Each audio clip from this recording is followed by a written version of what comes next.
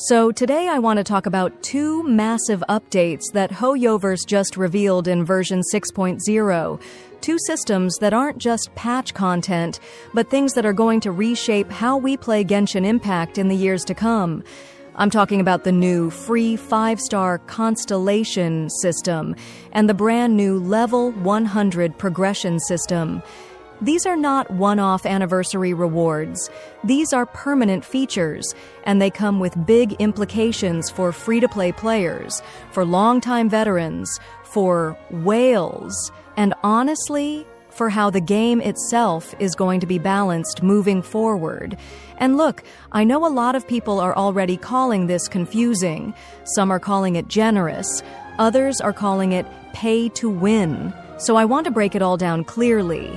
By the end of this video, you'll know exactly what these systems are, how they work, who they benefit, and what kind of future we can realistically expect in Genshin because of them. Let's start with the free constellation system, because that's the one most players will actually interact with. At first glance, it looks like Hoyoverse just gave everyone a free C1 5-star for the anniversary. And then, that's it. But no, this system is permanent and seasonal. Here's how it works. Every season, which is roughly 12 weeks long, players can complete 8 weekly goals.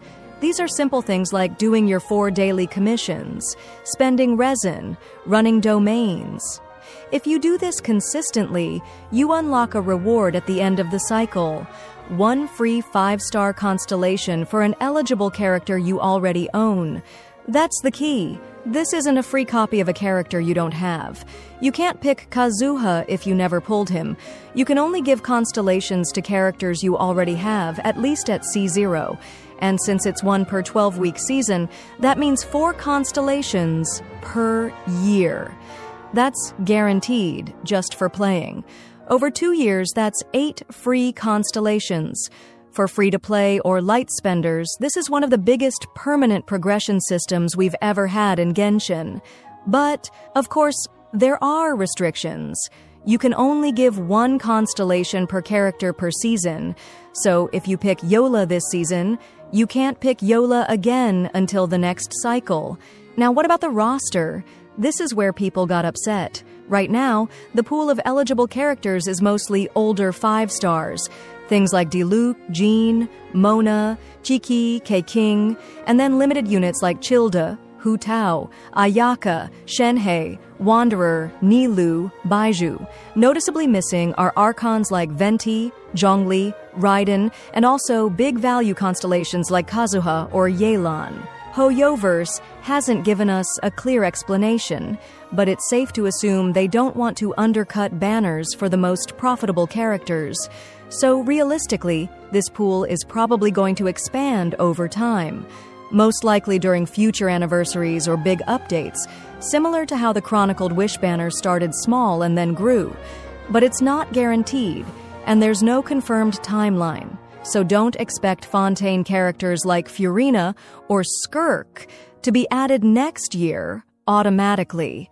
They probably will eventually, but Hoyoverse is being vague here. So why is this system such a big deal? Well, it changes how players approach investment.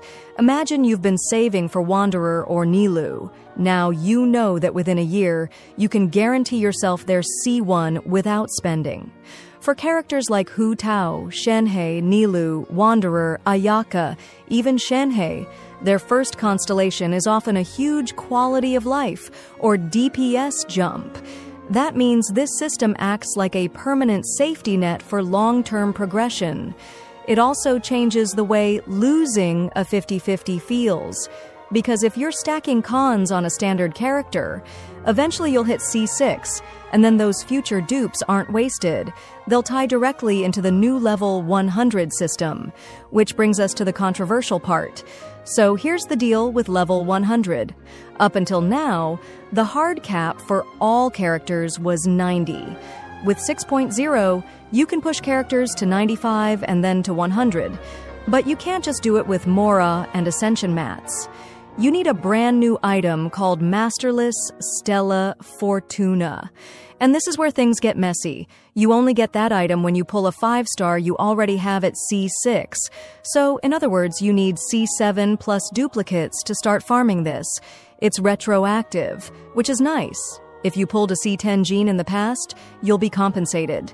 But for most free-to-play or low spenders, getting even one C6 5-star is already years of luck. Once you have the item, here's the cost breakdown. One Stella Fortuna raises a character from level 90 to 95. 2 more raise them from 95 to 100. So it's 3 in total for a full cap. And importantly, you can spend this on any character you want. So if your C7 D-Luch gives you a Fortuna, you could use it on Kuki Shinobu or Raiden instead. It's not tied to the same unit. Now, here's where the numbers come in. Transformative reactions in Genshin, things like Swirl, Bloom, Hyper Bloom, Burgeon, Overloaded, Electrocharged, scale primarily on character level and elemental mastery. At level 90, the base damage formula is about 1446. At 95, it jumps to 1711, which is already an 18% increase. At level 100, it's 2030, which is a 40% increase compared to level 90. That's huge. For teams where Hyperbloom or Spread is the main damage source, that's like giving your character a free constellation or even a limited weapon.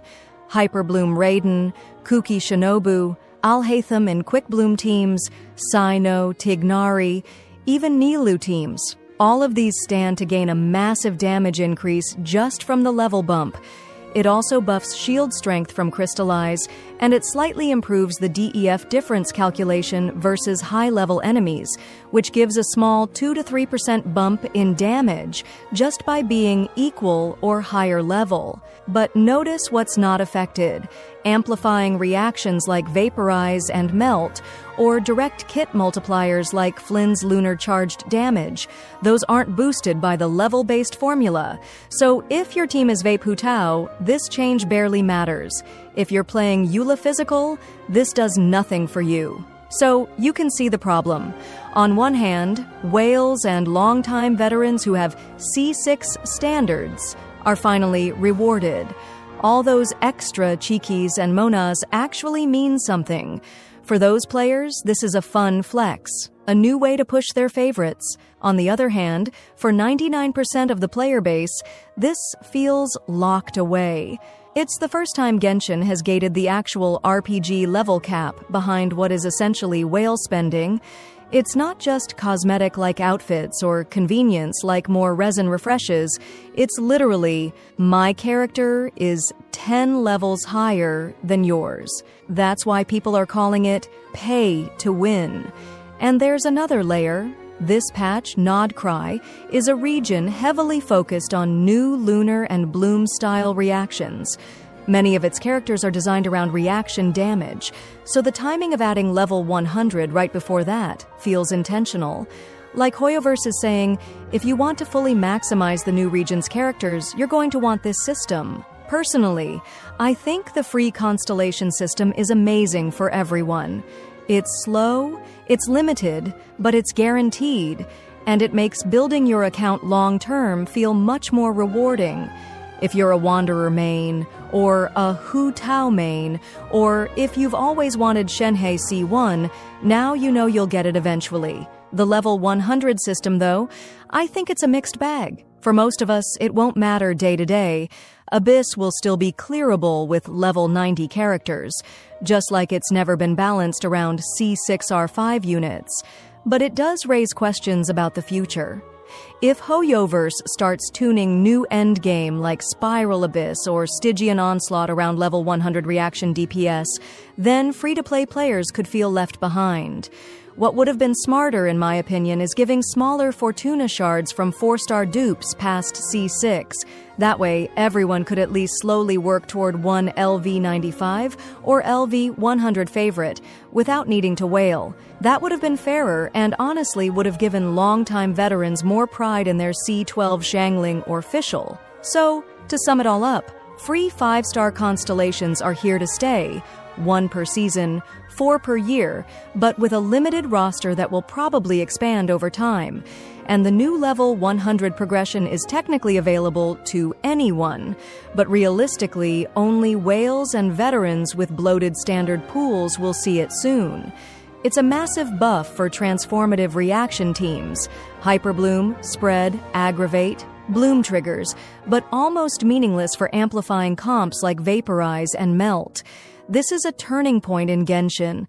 It's the first time Hoyoverse has introduced a permanent system that actually changes how strong your characters can get, not just by rolling, but by playing long-term. Whether you see it as generous or greedy depends on your perspective, but now you know the details. No matter what happens next, at least you can plan. Decide which free constellation you'll take first, and start thinking about whether chasing LV100 is worth it for your favorite characters.